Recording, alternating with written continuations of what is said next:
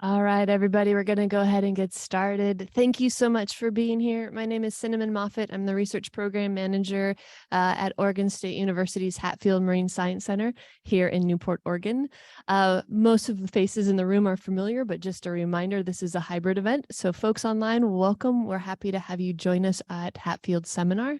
For those that are online, you are welcome to put any questions you might have for today's speaker into the chat box. We have a volunteer here named Roseanne. Hi, Roseanne. Roseanne will read out your questions to our speaker at the end, and we'll be able to get all of those answered. But also, if you have any technical questions, go ahead and put them in, and Roseanne will either make sure I know and we can address those, or she can help you navigate those. But welcome. For those in the room, welcome here. We are also going to do questions at the end. You will need a mic to be able to ask those questions so folks online can hear you. You have two choices. You can raise your hand and watch me run around, and I'll bring you a mic, or you can use the mic stand that's up there. So just a reminder that if you have questions, we'll do it that way. There's also a sign-in sheet outside. The only reason I use that is to buy cookies. So just a reminder, if you didn't sign in, please do so we can justify getting cookies. Wanted to make a couple of quick announcements for everybody. So next week we have our monthly Science on Tap on April 26th. We have Tom Calvanese and Ford Evans that will give in a talk about urchin populations and their impacts on kelp forest. It is the third of 3 talks that we have done around this topic. So we had Michelle with U.S. Fish and Wildlife talk about bringing back, or the potential feasibility of bringing back sea otters. We also did a talk for Marine Science Day where Sarah Gravem talked a little bit about sea stars. And so this is our third one. If you're interested in those past talks, they are all posted on our past seminar page. So if you go to HMSC's website, go to events, go to seminar, you'll be able to find all of those talks, and you can watch all 3 of them. They really dovetail nicely. So anyway, hoping that you come and see Marine Science, Science on Tap on April 26th. It'll be in this building at 6 o'clock, and it'll also be available in a hybrid format.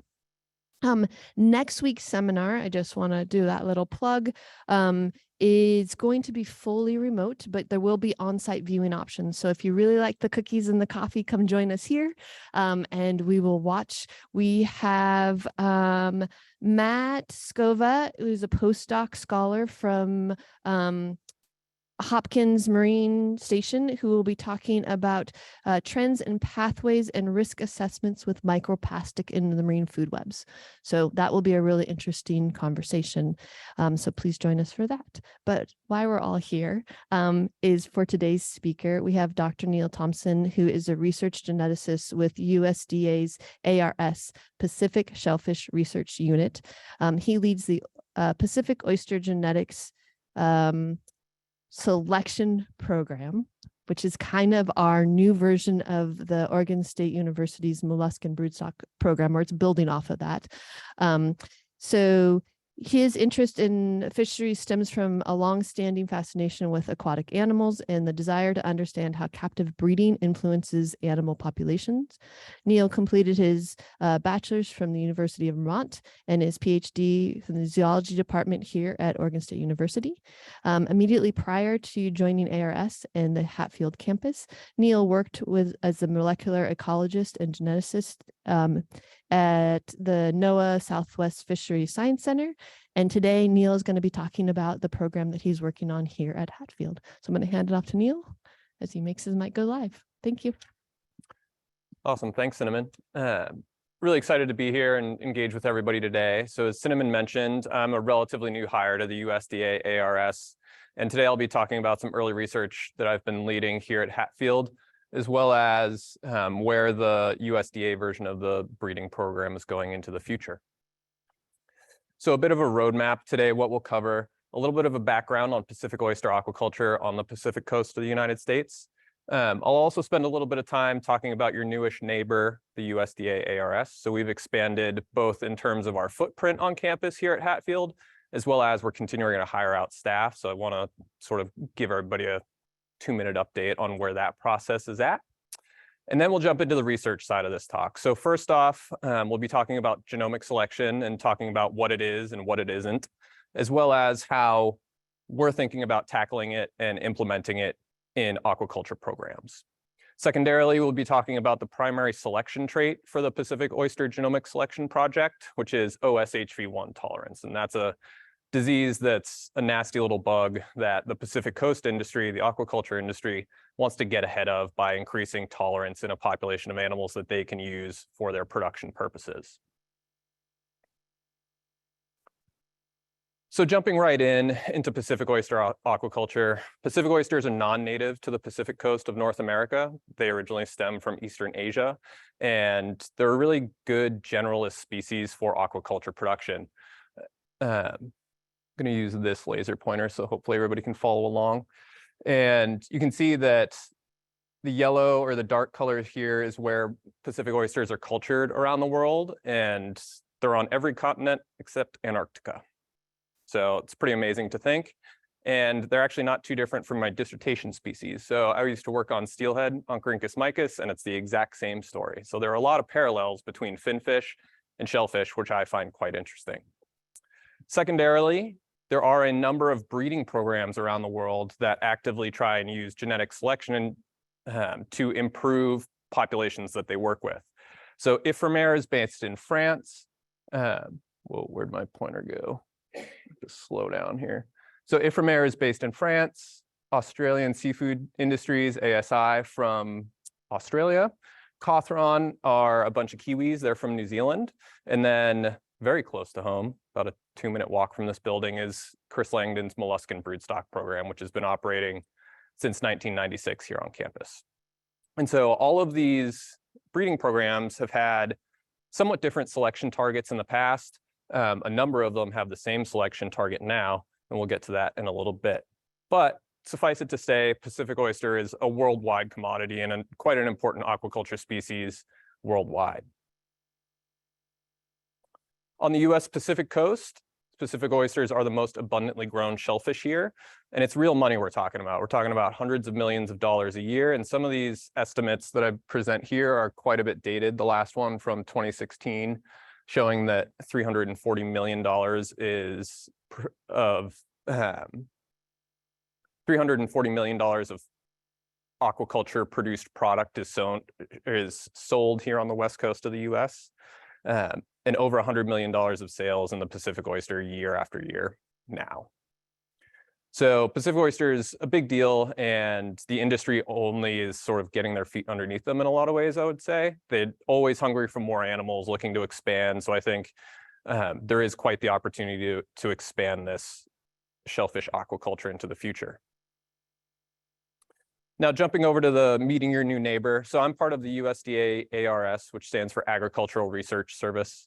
And our nationwide goal is to find solutions to agricultural problems that affect Americans every day from field to table. So we partner with specific industries, and in some instances, ARS can act as sort of a research consultant for these different industries. It's a little bit different with the Pacific Shellfish Research Unit, which was just officially became its own thing on October 1st of last year. So we've only been in existence for, what, 8 months now? But our specific mission is to develop improved stocks and enhance production of shellfish along the US Pacific coast, while ensuring that culture practices are sustainable and environmentally acceptable. So we're quite a small team right now. There's myself as a research geneticist, Dr. Bernarda Calla, who has been with us for about a year. She's a molecular geneticist. Brett Dumbald, who I couldn't find a more recent photo on the internet of him, which I think may be by design. But there in the middle, he's our acting research leader. And if you're familiar to Hatfield, Brett's been here for, I think, about a decade now. And then Brooke McIntyre, who joined us just a few years ago. And so we're looking to expand the USDA group to a total staff of 10, another project scientist, sort of PI level scientist, as well as a number of technicians, administrative staff as well. But before we get too much further, we'll talk a little bit about how the Pacific Shellfish Research Unit came to be, and I think that's important to acknowledge. So Chris Langdon has been leading the MVP since 1996, and he's getting closer to retirement. And so industry got together with Chris, as well as the PCSGA and OSU, and we're trying to find a good avenue to continue the breeding program efforts. And so what was decided via Oregon State University, stakeholders, as well as a number of governmental institutions, so USDA was present, NOAA was present, and a lot of hard work by OSU, went to Congress and appropriated money for this new Pacific Shellfish Research Unit to become its own thing. And that's the 30-second synopsis of about 4 years of work, okay? And so the Pacific Oyster Genomic Selection project was born from that effort. And what exactly is POGS? Well, we have to have an acronym because we're a federal entity, right? So we had to come up with a good one. And I came up with the Pacific Oyster Genomic Selection project. So the name is exactly what we're planning to do. We're working on Pacific oysters, and we're planning on doing genomic selection with them. So even though it's an acronym, hopefully it doesn't get too lost in the weeds here. We have two goals. First is to scientifically, on the scientific and sort of basic academic end, is to improve average trait values of a population using genetic selection methods. And secondarily, one of the really fun parts about ARS is we have a very applied mission in that the animals that we produce and improve upon, we will release those shellfish to US farmers and hatcheries for commercial production. So we get to kind of be the think tank that does some crazy outside the box science and see if it works. And when it works and it produces something great, we're able to pass that on to industry free of charge at no cost. So where is the Pacific Oyster Genomic Selection Project? We're based here at the Hatfield Marine Science Center. We have facilities both within OSU buildings as well as NOAA's on this because the majority of the animal husbandry occurs in the Newport Aquaculture Lab, which is a NOAA facility. And to clue folks in about what a breeding program actually looks like, just because it's kind of a black box if you don't interact with us on a day-to-day basis. First off, we have adults and we spawn those adults together, making offspring, right? The offspring are then trait tested, and that can happen either in the field or in experimental laboratory assays. From there, we take that data, we use genetics and statistical analysis to produce breeding values. And what we're able to do from those data sets, from those field and experimental data sets, is predict breeding values of potential broodstock that are living just offshore here in Yaquina Bay. From that, we conduct a modeling exercise and we choose the next generation of broodstock based on these predicted breeding values. And then we just keep going around and around in a circle, okay? What do animal breeding programs do? Well, we exploit naturally occurring heritable variation. So there's a lot of fanfare around CRISPR, GMOs, all that sort of stuff. We do not do that here. We exploit naturally occurring heritable genetic variation, and we have no plan on ever sort of getting into that CRISPR side of things. Animal breeding programs rely on estimates of genetic relatedness. So there are two ways of doing that currently. The classical method is through paper records. So if you remember back to 3rd grade when you had to do a family tree all the way back as far as you could go, that is essentially what animal breeders have done up until about a decade ago. So keeping really detailed records, pedigree records of their stocks as they go through time. Now, with the advent of next generation sequencing becoming cheaper and cheaper, we still use this pedigree information, but we can supplement it and in fact, sometimes completely replace it with DNA sequence data. So using those estimates of genetic relatedness in either field performance or lab performance, we feed that into quantitative genetic and statistical analyses, all in the hopes of producing estimated breeding values. And this is the currency of a breeding program. So from here on out, if you hear me say pedigree EBVs, that's a breeding value derived from a pedigree model. And if you hear genomic EBVs or GBLUPs, it's from a genotyped or genomic model. So what is genomic selection? In its simplest form, genomic selection replaces pedigree estimates of relatedness with empirically derived estimates of relatedness from high-density genomic data. So here we have relatedness estimates using this pedigree data. So son 1 and son 2 are half siblings. They have the same mother, but have 2 different fathers. And using genetic theory, you can identify that on average, those two sons will share 25% of their DNA. But that's not actually what happens in reality.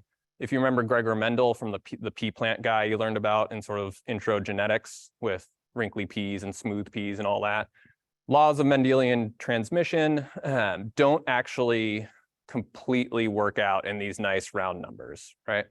So if we genotype son 1 and son 2 at really high density, we can actually produce a more precise estimate of how many individual alleles they share between the two of them. And that's really all that genomic selection does in its simplest form, is replaces these pedigree estimates of pedigree estimates of relatedness with genomic estimates of relatedness. So here you can see the relationship between son 1 and son 2 went from 0.25 to 0.31. Not a big difference, but it's enough of a difference to make a tangible difference when we run the statistics in our further analyses.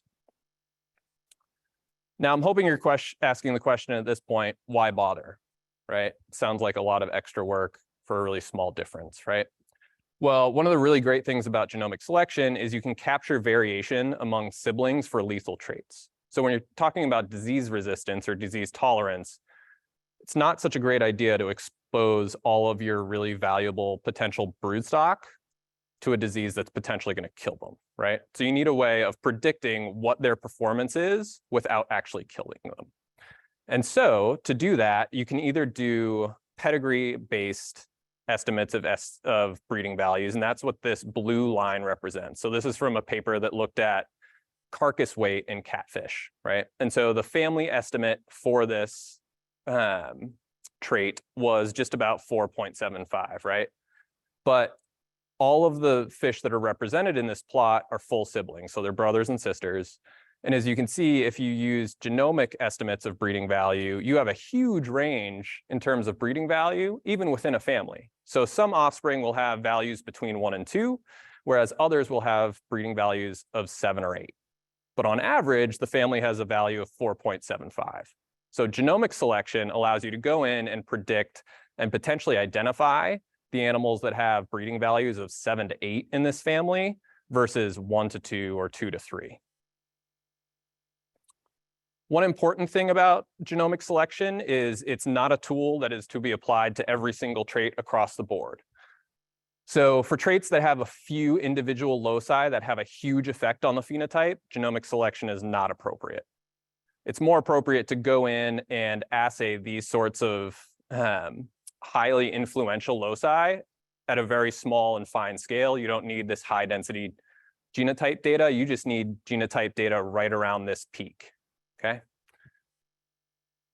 What genomic selection does work really well on is traits that have many loci that are contributing to them, or many different sites within the genome that contribute to them.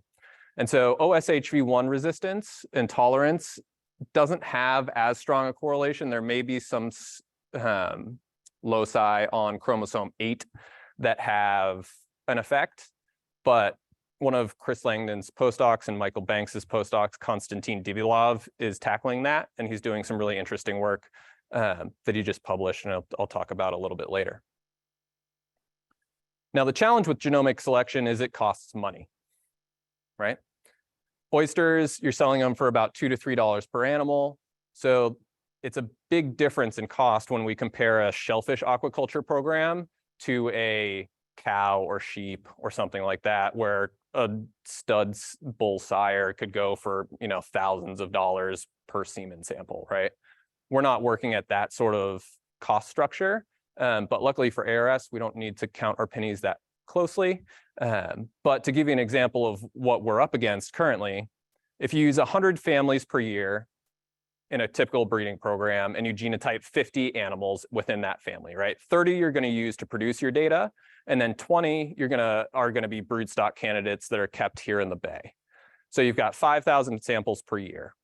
There's currently a high density genotyping chip that's available for $65 a sample. So if you use that chip, you're looking at $325,000 a year just in genotyping costs alone, right? That's not very feasible even for a well-funded breeding program that we're working with. So one of the first questions that my colleagues and I jumped on was, can we do this in a more cost-effective way? And so this is research we published last year, trying to determine a more cost-effective genotyping strategy to implement genomic selection in oysters. So a tiny bit of genetics. Oysters are diploid animals, and they have 10 chromosomes, which makes them nice to work with. And there are different levels of, go back one. There we go. So there are different levels of density of genetic data that we can produce. So here, each panel, horizontal panel, is a chromosome, right? And here you can see that all of the little black dots represent one site that we assay the genome at. And so there's a huge coverage of each chromosome here, okay? It's very high density data. And this is only about 25,000 markers. We can get up to hundreds of thousands of markers if we want to.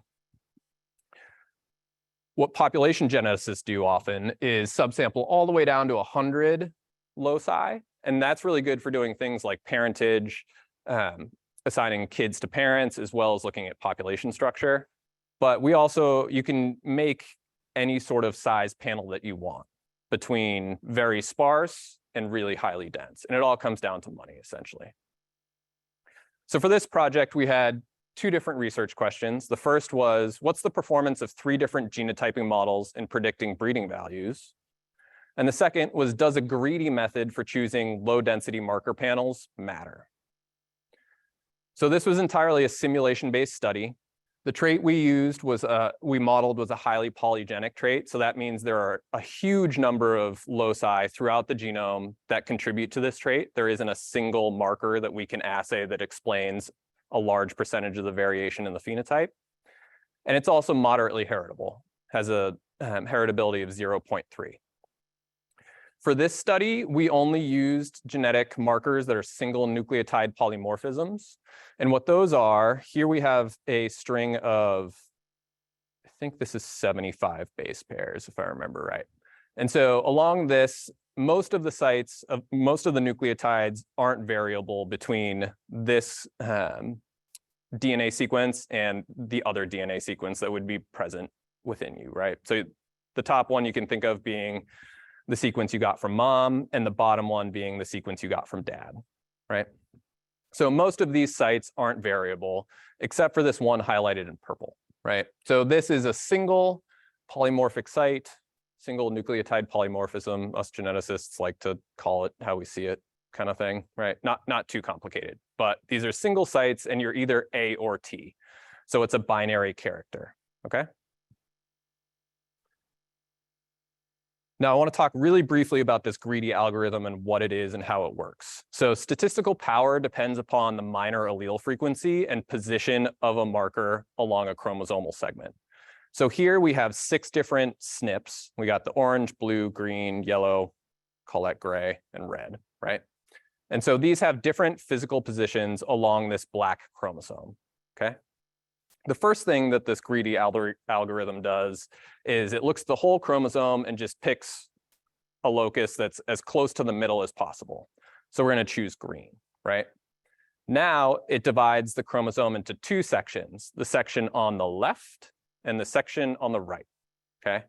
And now it's going to look for the longest segment. And let's just say that that segment is this segment over here, right? So now it's going to choose the locus that's in the middle of that segment if it doesn't have multiple that are close by. So now we choose blue, right? But now the segment that's the longest that doesn't have any markers on it is this side over here. And you can see that yellow and gray are really close together, right? So this is where this minor allele frequency and position comes in. For the purposes of this thought exercise, you can consider these 2 dots or these 2 SNP loci as being equivalent on position. They're going to be close enough, right?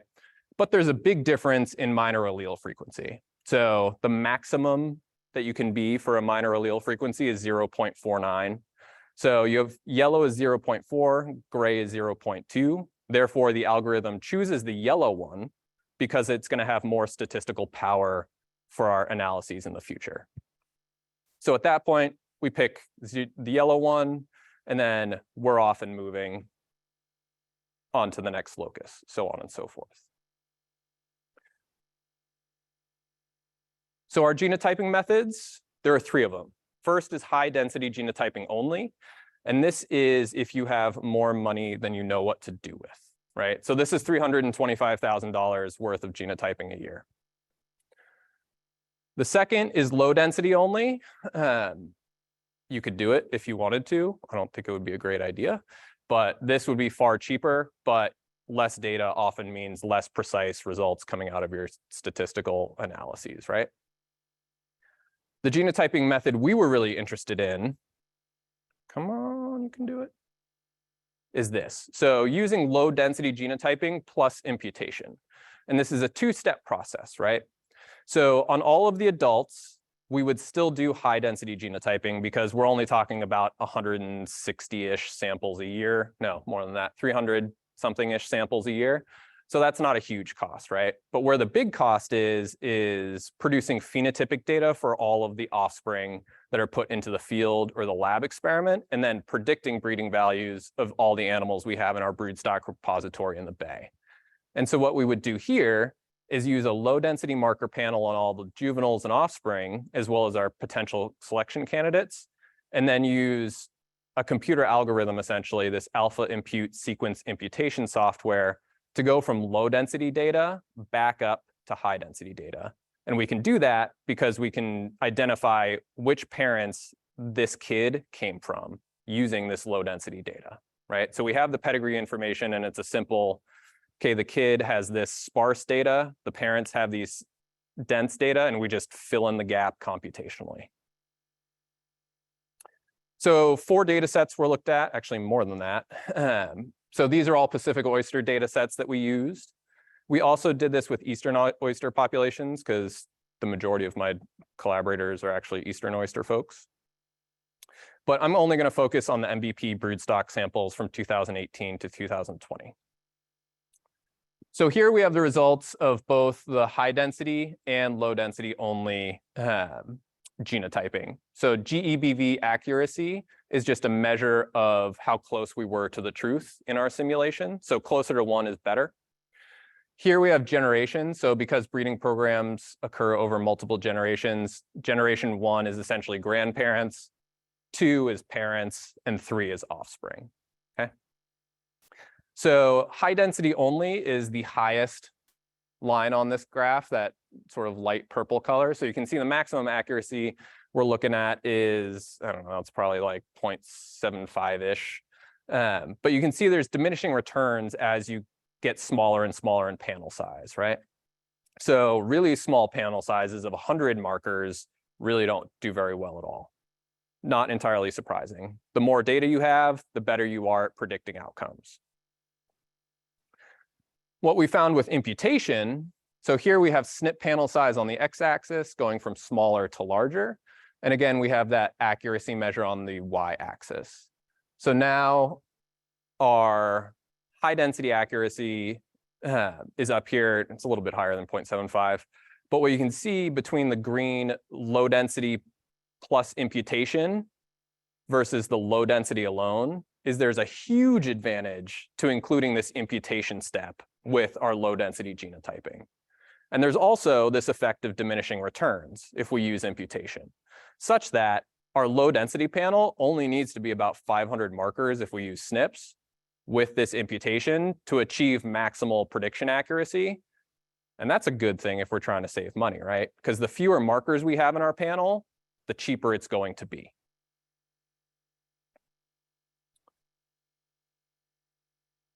Secondarily, we wanted to know about this greedy method for choosing our low density SNP panel, right? And so here we have the greedy in the red and the random selection in the blue. And as you can see, again, there's this diminishing returns as we get larger and larger in SNP panel size, but especially for SNP panels below 500, I'd argue that being greedy is worth it. This is largely a how much are you willing to lose just by not doing the little bit of extra work to do this greedy algorithm. But overall, if you tailor your SNP panel selection to the population using the greedy algorithm, you'll do better. So what's next with this line of research? Well, we're in the process of developing a SNP panel. I have data from this Roslyn Axiom array, which is that $65 per sample genotyping service. And so I've got some loci chosen via that greedy algorithm. But in between all of this happening and me hiring a technician so that we can actually start this work, I got in contact with Ben Sutherland, who actually developed a SNP panel of about 500 markers. And that was actually the 499 loci I showed earlier. And so we're sending some samples off to be sequenced with Ben's panel to see how that one works. And we're potentially just going to add loci into that to improve the power for that. The other thing we're really interested in doing in collaboration with Tom DeLomas, Chris Hollenbeck, and Joey Matt is replacing these SNP markers with microhaplotype markers. And what a microhaplotype is simply multiple SNPs within a single sequence. And so what this allows us to do is identify, well, it does two things. So it turns each individual locus, instead of a binary A or T type result, it turns it into a multi-allelic marker. That increases our statistical power simply because there's more than 2 allele states at that point. It's also really powerful because we're able to phase the genotypes. And what that means is we can identify which nucleotides and which variants came from mom versus which nucleotides and variants came from dad. That's impossible to do with SNPs. It's not impossible. It's much harder to do with SNPs, and you have to rely on some pretty heavy-duty computation. But with microhaplotypes and next generation sequencing, you can sequence across this entire length of nucleotide and capture both the A variant and the G variant here, right? And so you can imagine another microhaplotype at this locus being AC or TG. So that's how you get the multiple alleles per locus. Okay. So that's the first half. That's the nerdy genetics half. Not too many glazed eyes yet, so that's good.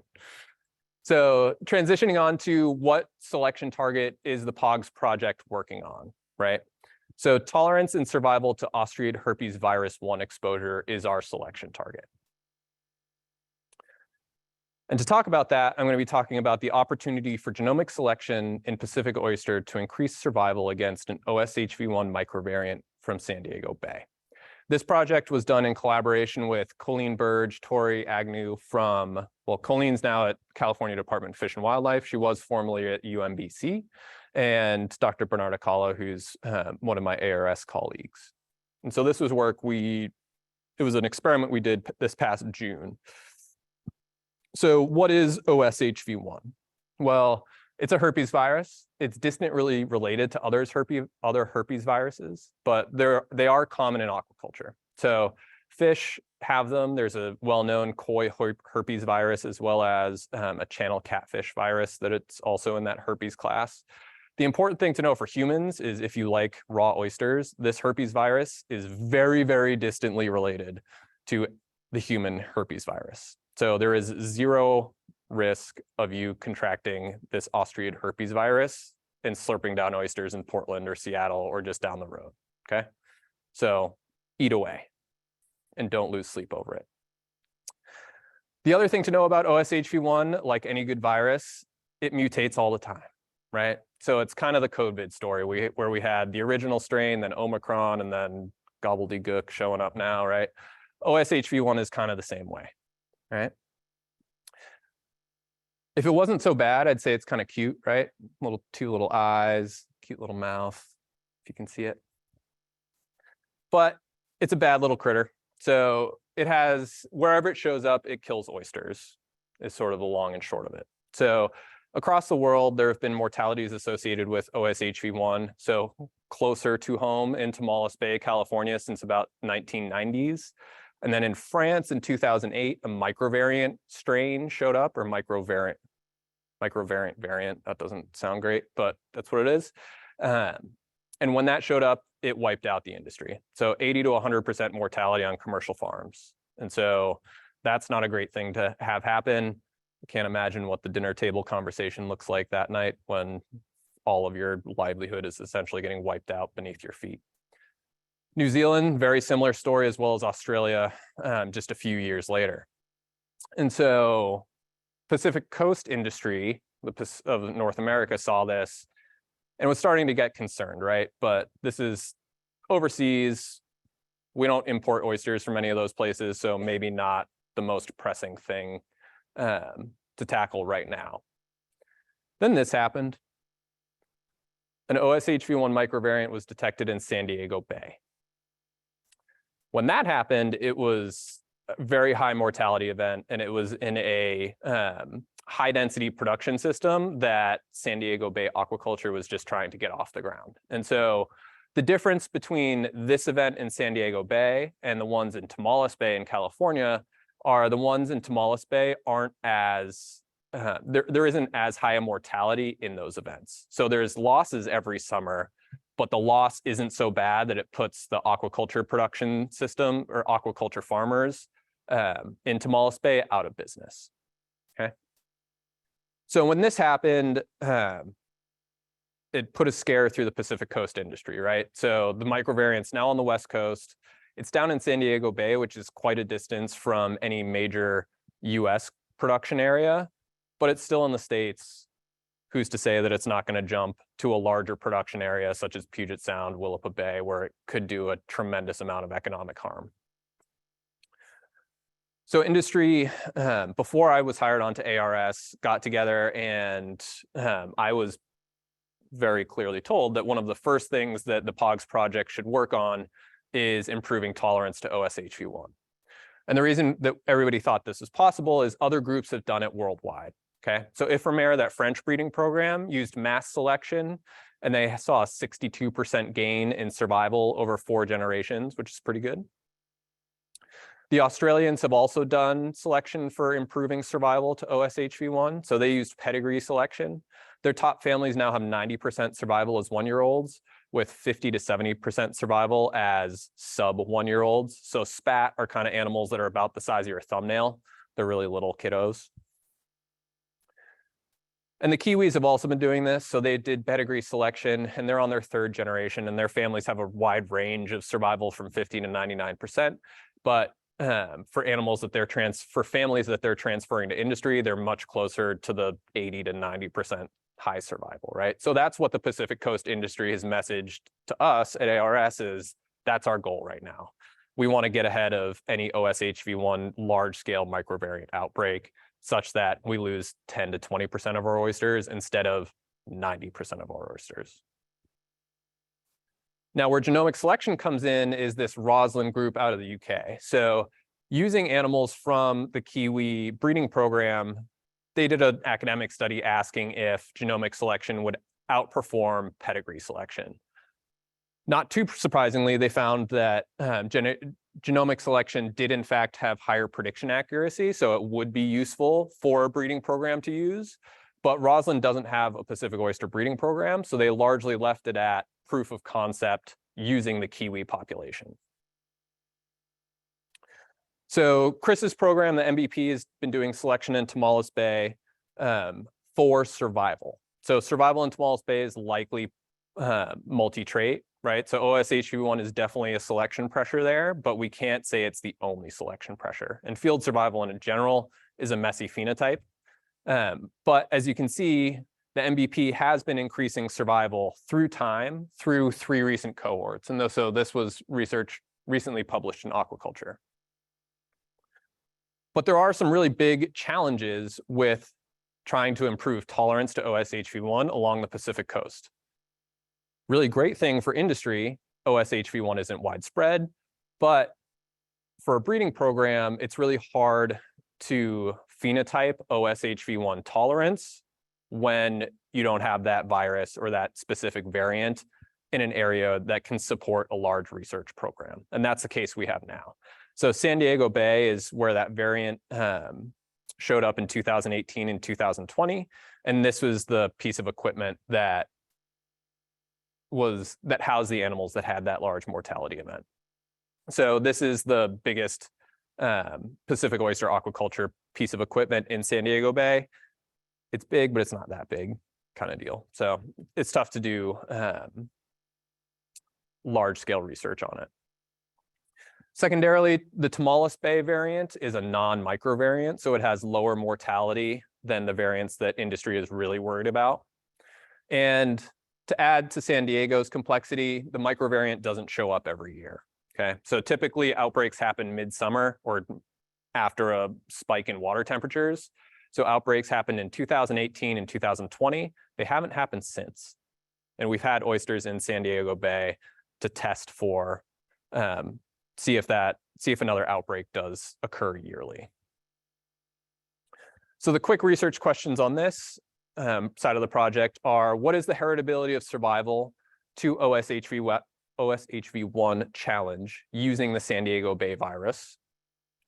Secondarily, what kind of standing genetic variation is present in the MVP stocks that the USDA program is founding its breeding program off of? And last, what's the genomic prediction accuracy for survival? So if we implement genomic selection, what kind of accuracy can we expect? So we did this by producing 15 families, sorry, in the USDA Pacific Shellfish Breeding Center in collaboration with OSU.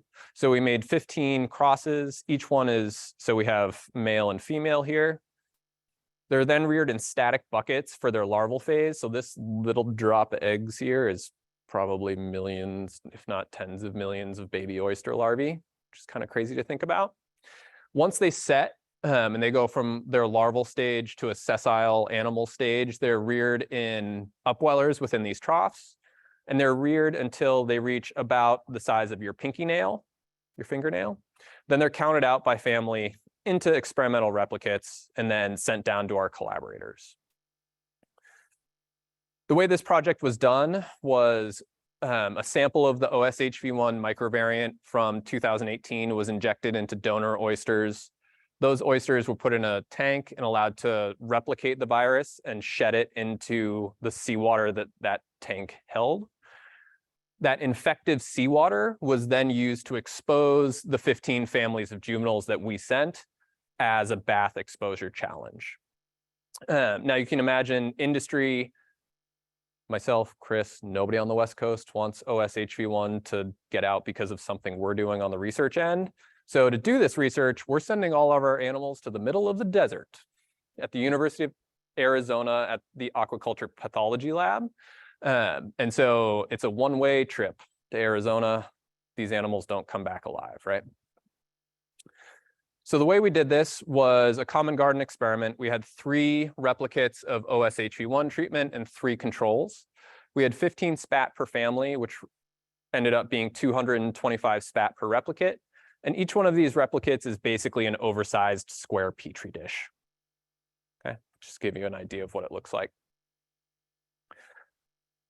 Throughout the experiment, mortality was monitored daily. Dead animals were removed immediately and either sampled or frozen. Survivors are any animals that are still alive on day 7, and tissues were preserved in 95% ethanol for genotyping. Ethanol also inactivates the herpes virus, this OSHV1, which is really important. So that was our way of getting it back here safely. So for the statistical analysis, we sent all of these tissues off to be genotyped with this Roslin axiom oyster array. And after genotyping and quality control, about 12,500 SNPs were useful for this population. And the array itself has 40,000 Pacific oyster SNPs. So there's quite a lot of SNP markers in that panel that basically didn't pass QA/QC. I then estimated genetic relatedness among all of the animals that were in the experiment using a Van Reyden method, if you're a nerd and you want to talk about statistical stuff. And then the actual statistical model I used was an animal model. And here 0 and 1 represent dead and alive. So 1 being alive because that's what we want to select for. And then we had replicate ID as well as this Van Reyden genomic relatedness matrix. All this was done in AS-REML-R. So from this animal model, I was able to calculate the genomic estimated breeding values as well as the heritability for this trait. But before we get into the quantitative genetics, as an overall measure of variability amongst the replicates, we had really similar survival among replicates, which is a really good sign for us. It seemed like there was the experimental design and experimental execution was really well done.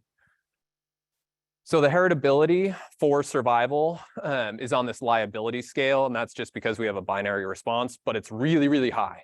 So the estimate is 0.75. So heritability can go from 0 to 1, right? So being at 0.75 is really, really high.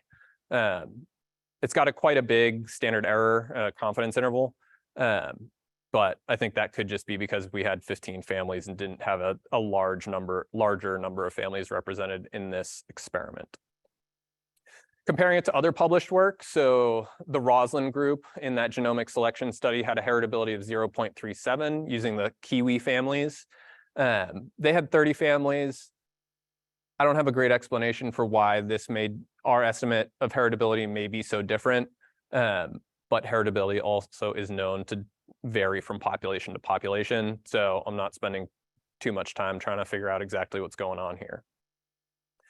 In terms of standing genetic variation, so how much genetic variability does the MBP population hold for improving tolerance to this pathogen? Here we have every individual spat that was genotyped in the project, and I want you to squint and do your eyeball ANOVA. And if you kind of look right around here, there's kind of a break where everybody here is higher than everybody here. These are all the survivors. These are all the mortalities, okay? So looks like our statistical analysis is doing what it should be doing, but the way I like to look at standing genetic variation is by grouping these back into their family crosses, okay? So here along the x-axis, we have 15 family groups. The large dot in the middle represents the mean estimated breeding value from a pedigree-based model, right? But what you can see here is within each family, we had 45 offspring that were tested. And you can see there's a huge variation in estimated breeding value within a family, right? So why I'm really excited about genomic selection and potentially bringing it into shellfish aquaculture is genomic selection gives us the potential to go into each family and basically select the top animals. So we'd be catching this little bit instead of just sort of randomly selecting an animal from that family, where it could be up here, it could be this one, it could be right in the middle, you don't really know, right? So that's the advantage of genomic selection. Last thing, what was the accuracy in a breeding program relevant manner? And so to do that, I used 5-fold cross-validation, and I used 10 iterations of that. Accuracy wasn't as high as I would have liked. So it was only 0.49. It had a really tight confidence interval there. I'm still doing some analysis to try and see if there's something about the Roslin array genotyping that's sort of influencing this. And also looking at smaller SNP panels to see how fast this decays as we go from 12,500 SNPs all the way down to potentially 100. So conclusions for this side of the talk are heritability for for survival to OSHV1 exposure with the MBP population is really high. There's plenty of standing genetic variation suitable for selection for this trait. So there's really strong evidence and strong data to show that the animals we have in Yaquina Bay and Chris has curated through the years have enough genetic variation in them to increase tolerance and increase survival to this pathogen. Genomic prediction accuracy is moderate, and so that's something I'm exploring more, and we've got follow-up studies this spring to do. But the other thing that we're tackling right now is there's a second response. Instead of using survival as a binary trait, live, dead, you can also measure viral load within each animal via a qPCR, and this really gets at a tolerance phenotype. So instead of saying, did you just live or die, it's a measure of, okay, you got infected, but how much I don't want to say that. How much was the virus able to replicate inside your tissues? So it's sort of an immune defense measurement, such that we could potentially select for animals that have better clearance rate of the virus or are able to fight it off better. And so that data is being produced right now. I'm hoping next iteration of this talk will probably have that analysis in it as well. But the reason that we're interested in this qPCR is if you look down here, so along the y-axis is a qPCR measure. The higher you are on this axis, the more of the OSHV1 virus was detected in your tissues. And the animals that died, unsurprisingly, had a whole lot more virus in their tissues than the ones that survived. So this may give us a more fine-scale quantitative measure of tolerance compared to binary survival live dead. So with that, there's a huge number of people I'd like to acknowledge. First and foremost, Chris and the MVP for providing animals for the USDA to work with and evolve this breeding program into its next iteration under the USDA, as well as OSU aquaculture staff. So Will, Marnie, Darren, everybody who's worked with us in the past, thank you, thank you, thank you. We're always looking for volunteers. So if you want to come and hang out in NAL and help out with spawns, we'll figure out a sign-up sheet before we leave today. As well as genotyping service provider, Center for Aquaculture Technologies, the Aquaculture Path Lab down at the University of Arizona, and a huge shout out to Colleen Burge and Tori Agnew, who were our disease team for that second half experiment. They literally killed it in every sense of the word. And so with that, looks like I've got a few minutes for questions.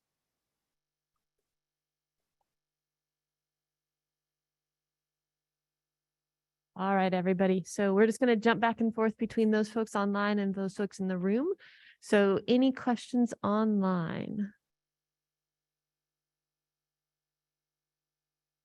Go ahead, Roseanne. Is POGS going to go at breeding oysters tolerant to multiple OSHV1 forms rather than just a singular OSHV1 form? I know there have been published articles showing that resistant bred oysters might have a tolerance to one form, but not to another. Yeah, so the question is, so because there are multiple OSHV1 microvariants throughout the world, and there isn't a predominant OSHV1 microvariant that's widespread along the Pacific coast, we as scientists basically have to choose a variant and select for tolerance to that one, which is our best guess of the variant that may jump out, right?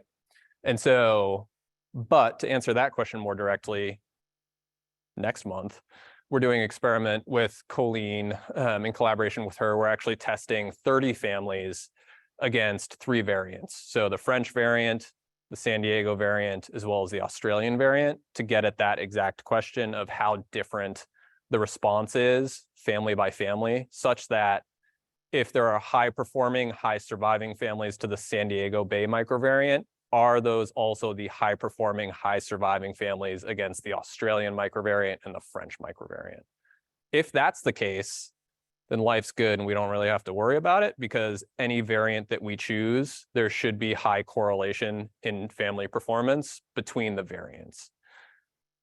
If that study goes the other way, we're going to talk to industry. I'll talk to industry. We're going to engage with industry as well as scientific experts about, we'd have to choose a variant and go with it. And that's just sort of the state of where we're at. We'd have to put on our best prediction hat and say, okay, we want to select for tolerance against San Diego Bay microvariant, or we may have to think about, okay, is the Australian variant going to magically show up in Puget Sound or Willapa Bay, or any of those other locations? So ongoing research should address that. But yeah, that is a big concern right now. Great. Questions in the room? Do not let Neil off the hook. All right. Thanks, Neil. I new to all of this, and I think I got most of it, so nicely done. Thanks. I'm curious as how you would think about selecting in traits for something that hasn't come down the line yet. If this is focused on something that is known, is present, is worrisome, how do you think about either from the developing a population or for testing things that aren't here yet? Does that make sense? Yeah. Okay. Yeah. So the question is basically how do you construct a selection program for future uncertainty? Yeah. So I've been thinking a lot about this. So I'm new to shellfish. I just started working on shellfish for the US with starting this USDA project. So my entire background is salmon, trout, that sort of stuff. And so what I have been doing is engaging with industry about, okay, what are you seeing on your farms? What concerns you? What's going on? Trying to get the pulse of what's keeping them up at night. OSHV1 is certainly one of them, but there's a multitude of factors that are coming around towards a general resilience trait. Now, that general resilience trait doesn't work well for a breeding program because you can define resilience 45 different ways if there are 45 people in this room. But the way we're thinking about approaching it is dissecting it into abiotic and biotic stressors that we would be able to measure. So when I talk about that, you can think about the crazy heat wave we had 2 summers ago, that heat dome, right? And if you followed the news, there was the great shellfish bake in the Puget Sound and further north because of that heat dome, right? So heat tolerance to hot air as well as hot water, harmful algae is becoming a more and more concerning thing throughout the Pacific coast. So in tackling that future uncertainty, the approach that I would take, and I'm thinking about implementing, is dissecting that future uncertainty into specific traits that we'd be able to assay. The challenge with that is doing that with a relatively small team. USDA is going to be 10 people. OSU aquaculture isn't going to be too much bigger, at least from our supporting side.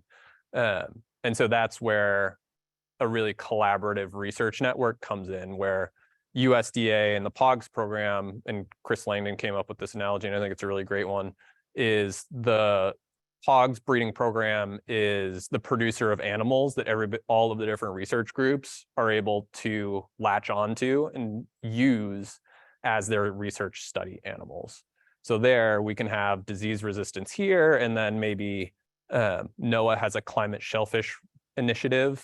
ready shellfish initiative.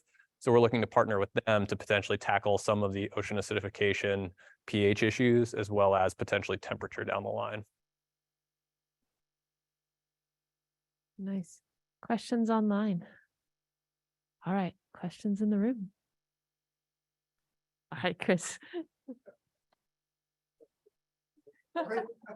Sorry, I think we're out of time for today. So I noticed that there's some indication that Virginica, the eastern oyster, is susceptible to this herpes virus, the microvariant. Can you speak a little bit about that?